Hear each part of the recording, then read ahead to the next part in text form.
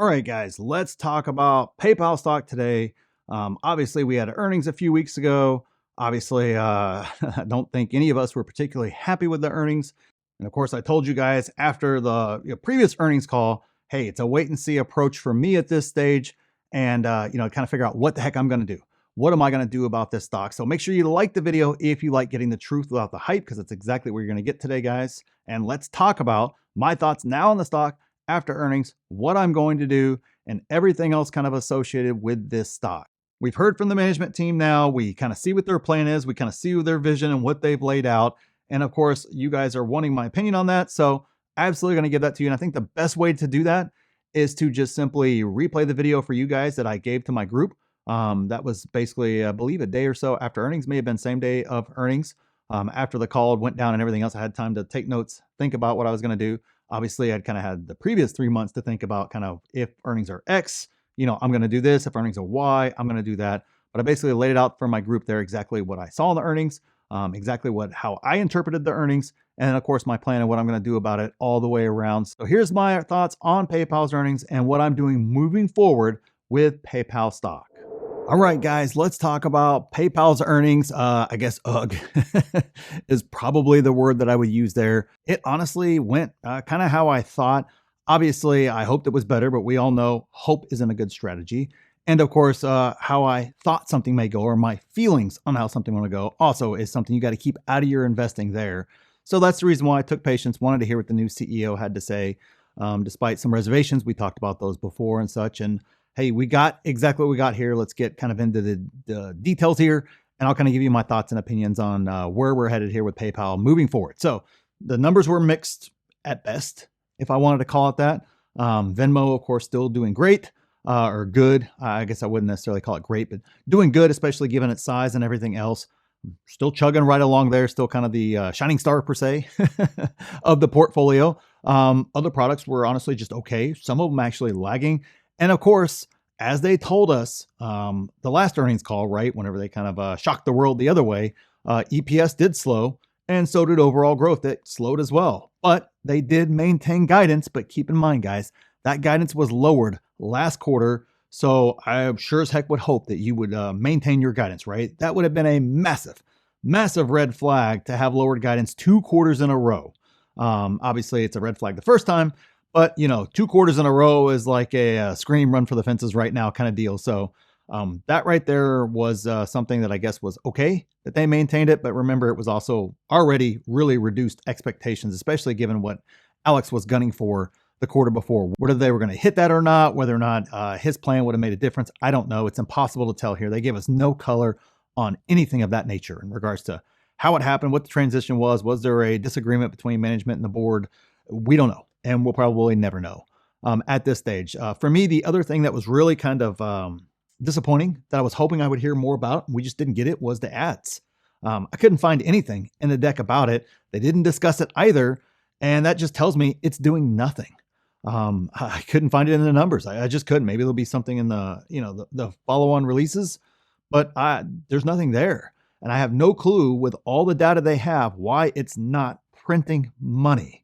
I'm not expecting Google or Meta type of money printing, right? I'm not expecting that at all. And I know I'm used to seeing that kind of money printing from ads.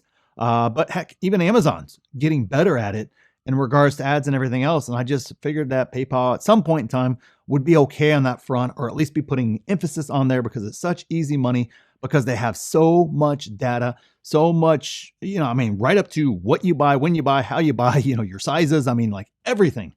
They have all of that data there.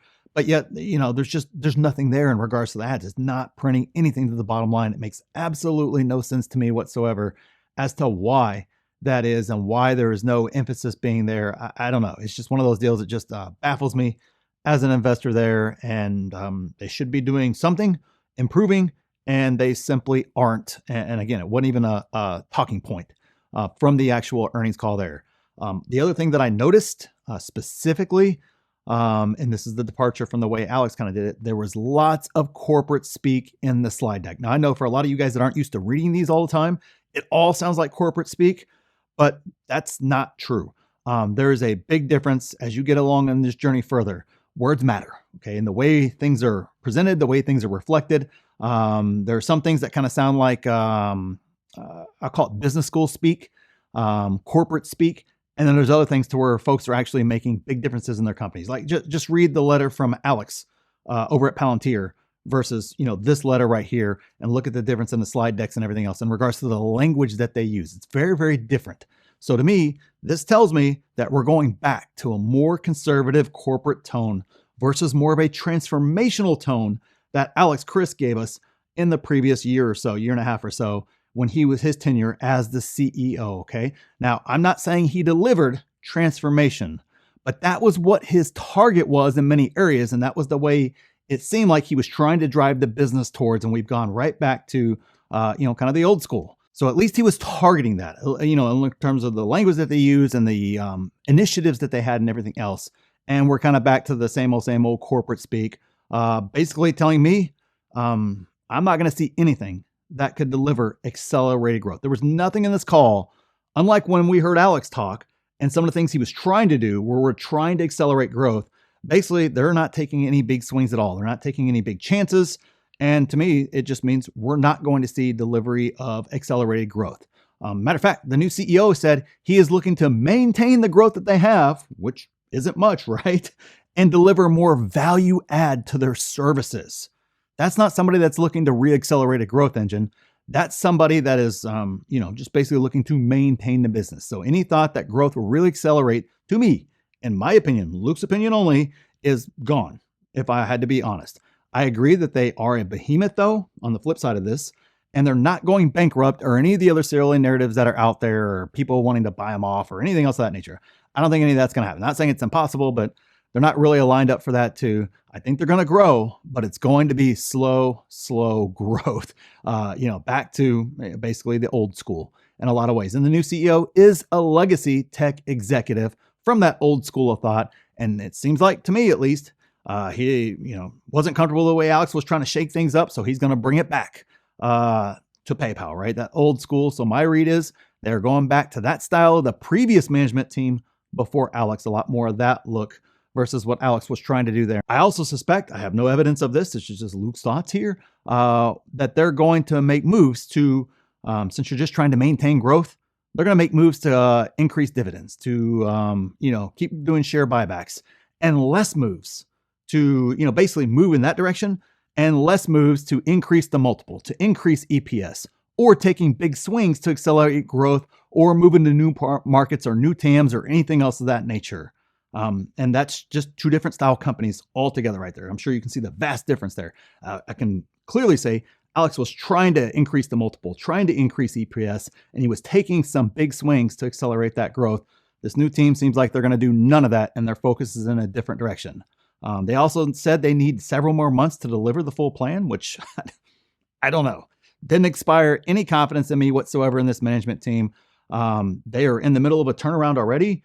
He's been on the board now for, I think, 5-6 years or so. So it's not like he's new and trying to figure out the business from scratch like Alex was whenever he came in or anything else of that nature. He's been there. He's been in the middle of this type of business. He's been in the middle of this turnaround, and he knows.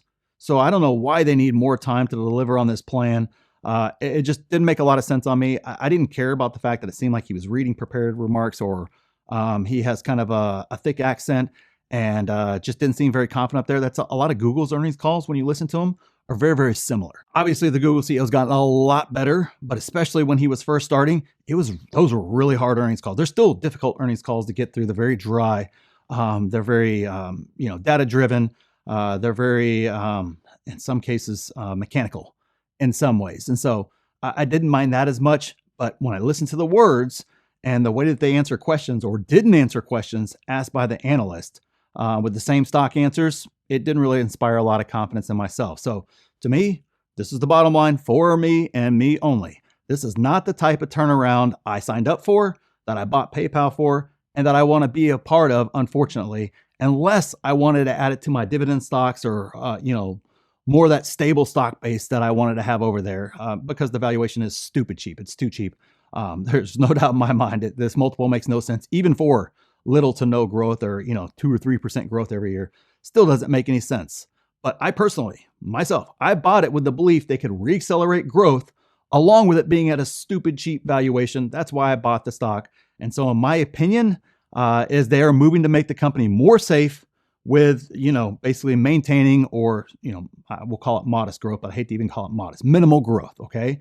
That's not why I wanted to own this stock. So I'm probably going to be out on the stock and be selling the stock, because to me, I bought it under one premise, and now clearly they're not trying to just make a CEO change to continue on that premise. They're clearly going to go back and shift the business back to a safer business, a more stable business. And just, that's not what I bought PayPal for. That's not what I signed up for. So I'll be looking to exit the stock there. Now, do not follow me. Okay. Don't do that. Do your own assessments, do your own adjustments, see where PayPal fits, see where your conviction lies with the stock, all those other things of that nature. I'm not saying whether the price is going to go up or down. I have no idea. I just know, even if it runs, I don't think it's running. I think it's actually down after hours. I'm not real sure. I'm sure you guys will check me down in the comments there. I didn't look before I came on here. But nonetheless, even if it runs, it doesn't matter to me. I'll still be getting out of the stock. It's not about stock price. Okay. I don't care what the stock price is. It's about the fact that the thesis and the reason why I bought the stock and how it fit into my plan and my ultimate goals with my portfolios that I have, it no longer aligns with any of those in terms of how the business, not necessarily is performing, but the direction that the company is moving in. It's misaligned now.